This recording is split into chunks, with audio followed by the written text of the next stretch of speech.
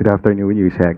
Ma'am, when President Marcos said in his interview with Bloomberg that he is worried that his policies may be reversed if Vice President Sara Duterte succeeds him, what specific actions, ma'am, or statements or policy positions of the Vice President is he referring to as the basis for that concern? Sa kanyang panayam ay yan lamang po ang kanyang binanggit. Pero makikita po natin, sa ngayon, it appears nowadays that the President and the Vice President do not share the same views. Unahin po natin, ang Pangulo po ay pinaglalaban ng karapatan ng bawat Pilipino at interes ng Pilipinas sa West Philippine Sea. Nandiyan po ang Pangulo na aksyon, hindi bakasyon. Pangatlo, hindi po siya ang Pangulo o isang liderato na naninira at nagbabanta sa buhay. Pinapahalaga niya po ang buhay ng bawat Pilipino at wala po siyang kilalang assassin. At hindi rin po niya kinukonsinte ang fake news. So marami po silang pagkakaiba.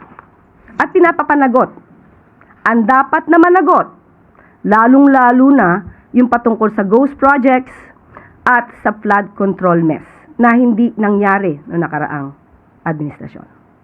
Just a follow-up, yun po ba yung mga specifically na pinangangambahan ng Pangulo na baka maging polisiya kung sakaling siya po ay mag-succeed?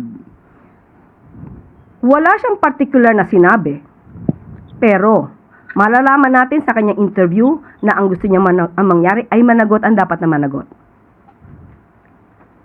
If the President believed running with Vice President Sara Duterte was the right decision for the country at that time, what has changed since then, ma'am? And that now that makes him worry since she may, reverse the policies nga po. Sa Pangulo na po mismo nang galing at the time ay maayos. Pero hanggang unti-unti ay naiiba nga ang kanilang mga views at mga polisiya. Thank you. Natanong mula kay Julie Bay sa 1PH. Yusek, reaction po ni Congressman Pulong doon sa nasabi ng Pangulo na he is worried that Sara Duterte admin would reverse policies. Ang sabi po ni Kong Pulong, without Sara Duterte, you would not have won by the margin that you did. Bakit daw po ngayon parang pinapalabas ng Pangulo na siya lang yung may ambag sa mandato na binibigay ng taong bayan? Yun lang sinabi niya? Yun po yung isa sa sinabi niya. So may susunod ka pang tatanong? Yes. Okay. Unang-una, uniteam sila. Hindi mo pwedeng sabihin na ito ay dahil lamang kay Pangulo Marcos Jr. o dahil lamang kay Vice Presidente. Unit team. Ibig sabihin, nagkaisa sila. Ngayon, bakit ibinibigay lamang sa Pangulo ang mandato? Pangulo po siya eh. Pangalawa, sino po ba nagtatrabaho? At sino po ba nagbabakasyon? Sino ang tuloy-tuloy na nag-aaruga sa ating mga kababayan? At sino rin ba yung tuloy-tuloy na wala sa bansa? Isa pa po sa sinabi niya, tinatanong po ni Congressman Pulong ang Pangulo, malapit na po yung SONA, baka daw po pwedeng isa-isahin yung mga nagawa niya, naramdam ng Pilipino kasi hindi daw po standing ovation sa batasan yung magde-decide ng tagumpay ng Pangulo, kundi yung mga Pilipino na naghihintay pa rin daw po ng mga pinangako niya. Comment po from Palace. Unang-una, sana tanongin niyo po, kung makakausap niyo si Congressman Pulong Duterte, sana matanong niyo, siya ba ang gumagawa ng kanyang mensahe? Meron siya bang ghostwriter o meron siyang PR man? Kasi, kung ito ay isang ghostwriter lamang, gagayahin ko na po ang sinabi ng Pangulo. Mas siguro po, mas magandang sisantihin niya na ang kanyang mga ghostwriters or PR man dahil sa mga naisusulat at ipinapalabas lamang itong si Congressman Pulong ay ill-advised. O kaya sadyang ganito lamang na gumagawa lamang ng intriga. So, bakit kailangan pang hintayin ang SONA? Samantalang, kung manunod lamang siya ng press briefing, makikita niya na po kung ano ang ginagawa ng Pangulo. O, iisa-isain ko na po, baka pumanood po siya ngayon. Una po, pinapapanagot ng Pangulo ang dapat na managot patungkol sa mga katiwalian o korupsyon. Pangalawa, there was already a completion of major phases of National Fiber Backbone Project at na-expand na po ang number of active free Wi-Fi. Nandyan po ang egov.ph, nandyan din po ang massive flagship projects kasama yung Metro Manila Subway. Nandyan din po ang Dalian Train na napaandar, napaayos ng Pangulo na hindi umaandar ng 10 taon. Pinabayaan ito noong nakaraang administrasyon, pero July 16, 2025, napaandar po ito ng Pangulo at ngayon ay pinakikinabangan ng ating mga kababayan. Nandyan din po ang zero balance billing para sa ating mga kababayan sa basic accommodations sa DOH hospitals. At ito ay nais pa pang palawigin sa ibang mga hospital sa LGUs. At mas maganda po sana manood siya ng press briefing, mga news, mainstream, state-owned media. Lumalabas po kasi na hindi siya updated, hindi nagbabasa, hindi nanonood ng news. Nakakaawa naman. Nabubuhay sa dilim, nabubuhay sa fake news, nabubuhay sa sariling imahinasyon. Sunod na tanong mula kay Alvin Baltasar, Radyo Pilipinas. Lagi yung ta. Yusek, good afternoon po. Services, sinasabi na 3 sa bawat 4 na Pilipino naniniwalang dapat harapin ni Vice President Sara Duterte yung impeachment court sa Senate. And base na rin ito doon sa survey ng Okta Research. Ano pong reaksyon ng palasyo dito? May survey o walang survey? Ang dapat na managot ay dapat na managot. Kung kinakailangan pakinggan, dapat pakinggan. Pero ano man ang numero sa survey, ang dapat po dito malaman ng taumbayan ang katotohanan. Napagkita yung salitang makinig. Palagay nyo, pakikinggan ni Vice President yung survey na ito. Siya po tanungin nyo. Hindi ko po siya kinakausap. Or hindi ko siya nakakausap. Total, nababanggit na rin si VP Sara. Nag-birthday siya kahapon na Yusek. May message ba ang palasyo o di kaya kayo kay Vice President? Mula sa PCO po, natatandaan po natin nung nakaraang Pasko ay binanggit niya na hindi niya babatian ang Pangulo sa kanyang ng maligayang Pasko dahil hindi daw niya alam kung magbabago ang attitude kung babatiin niya ng maligayang Pasko. Pero hindi po tayo ganyan at siya po ay ating babatiin at gagayahin ko po ang kanyang pagbati ng maligayang kaarawan. So naganda po tayo ng isang mensahe para kay VP Sara. Happy birthday, VP Sara.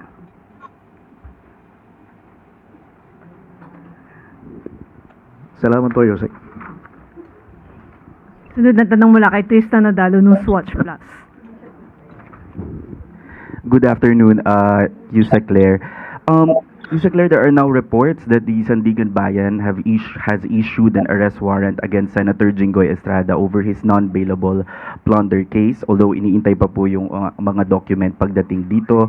But some people or even senators are linking ito pong paglabas ng mga kaso na may kagagawan daw po yung administrasyon. Even si Senate President Alan Peter Cayetano also alleged that Malacanang has been threatening senators aligned with the majority bloc. How do you respond po dito? Yun po siguro ang nais niyang iparating at ipapaniwala sa mga kababayan natin. Pero yan po ay walang katotohanan. Hindi naman po ang Pangulong nag-i-issue ng warrant of arrest. Alam naman po niya yan. Abogado naman po siya. At ang lahat ng ito, ang nagsampa po nito ay ang Ombudsman, Office of the Ombudsman, na alam naman nating independent constitutional body. So, ito po ang ipaalam natin kasi nababago na naman ang kwento, mahirap tayo maniwala sa mga fake news. In the same Facebook live video of Senate President Cayetano, he said that in this administration since 2022, it's the first time na magkaroon ng majority at Senate President na walang kamay ang Malacanang sa pagpili ng Senate President at committee. In a separate response, Senator Amy Marcos said they want to render us powerless so that the Senate will become a rubber stamp for their plans. Ano pong reply naman? Sinagot na po yan ng Pangulo sa kapihan noong nakaraang Friday habang nasa Japan. At ang sabi po niya ay wala pong kamay ang Pangulo sa anumang pagdidesisyon kung sino ang magiging Senate President or sino ang magiging leader sa Senado, at sinabi po niya ito'y katawa-tawa. Tawanan lang po natin ang kanilang mga sinasabi. Yusek, nagkaroon po ba ng any meeting or audience si Senator Cayetano kay Pangulong Marcos in the recent days? Hindi ko po ito masasabi categorically na yes or no. On another topic, last na lang po ma'am, on Philippine-US relations, si US Secretary of War Pete Hegseth said sa Shangri-La Dialogue that allies and partners in the Indo-Pacific, which includes the Philippines, should consider spending 3.5% of GDP on defense. Is the Philippines considering increasing its defense spending toward that level? And may parating na po ba ang US na mensahe sa Pilipinas pagdating dito? Okay, tinanong po natin mismo si Acting Secretary Kim Robert De Leon ng DBM, pati na po si DepDev Secretary Arsenio Balisacan. Ito po ang sinabi ni Acting Secretary Kim Robert De Leon. 2026 GAA defense budget is 423.7 billion pesos or 1.37% of GDP. For the succeeding years, we will evaluate based on actual need and our emerging fiscal space. End of quote. Ito naman po ang mensahe ni Secretary Arsenio Balisacan. Our defense budget as a proportion of GDP is significantly lower than the 3.5% demanded by the US for its allies. But we are a low-income country that has so many other development needs. We are in a catch-up mode, investing in defense capabilities and modernizing our armed forces. End of quote. Yan lamang po ang kanilang mensahe sa ngayon. Tanong mula kay Chloe Hufad ng Business World. Hi, Yusek. Last week po, President Marcos met with the BSP and econ managers. May we just get updates po? Ano po napag-usapan sa meetings? Okay, dun muna po tayo sa DBCC. Sa BSP po ay ibibigay ko sa inyo maya-maya kapag ka po na ibigay na po sa akin ang mensahe na pwede kong i-share sa media. Okay, from Acting Secretary Kim Robert De Leon, and I quote, the DBCC met to recalibrate assumptions based on latest developments on economic growth, inflation rates, foreign exchange, and oil prices. The committee has agreed to further study the effects of these variables in the country's fiscal position in the short and medium term. Recalibrated figure will be finalized to serve as input for the preparation of the 2027 budget. End of quote. Kung may maibibigay pa pong iba pong detalye, ay isi-share ko po agad sa inyo. Ma'am, dun po sa recalibrated assumptions, may sinabi po bang figures? Wala pa, kasi ipina-finalize pa. Okay, thank you, ma'am. Sunod na tanong mula kay Ira Pangniban. This is going to come from left field. This is about the Vietnam president and the leader of Vietnam's meeting concerning security protocols. Nag-usap ba ang presidente at saka yung leader ng Vietnam about security cooperations regarding the issue on Spratlys and our issues with another country? And did we agree, or was there any talks of any possible agreements between the Philippines and Vietnam to create a cooperative position so that hindi tayo masyadong, kasi hindi naman tayo nag-aaway ng Vietnam at saka ng Pilipinas sa Spratlys eh. But Vietnam and China are fighting it out. The Philippines and China are fighting it out. Meron ba tayong posisyon na how do I say this? The enemy of my enemy is my friend. Ito lamang po ang maibibigay ko sa inyo dahil ito rin po ang ibinigay sa atin at babasahin ko po sa inyo. Nagkaroon po ng agreement, Memorandum of Understanding on Defense Cooperation between the Department of National Defense of the Republic of the Philippines and the Ministry of National Defense of the Socialist Republic of Vietnam. Ano po ang nilalaman ng agreement? The MOU strengthens and developed the friendly relations and cooperation between the defense establishments and the militaries of the Philippines and Vietnam by providing a framework for boosting the bilateral cooperation between defense agencies and its respective militaries, and at the same time constitute a foundation to implement concrete fields of cooperation. So, yan lamang po ang aking maibibigay. Follow up, Sa inyo. ma'am.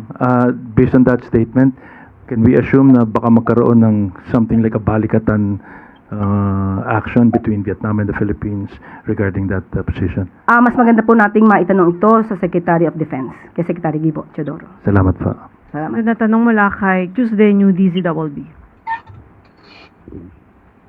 Hi ma'am, clarification lang po ma'am.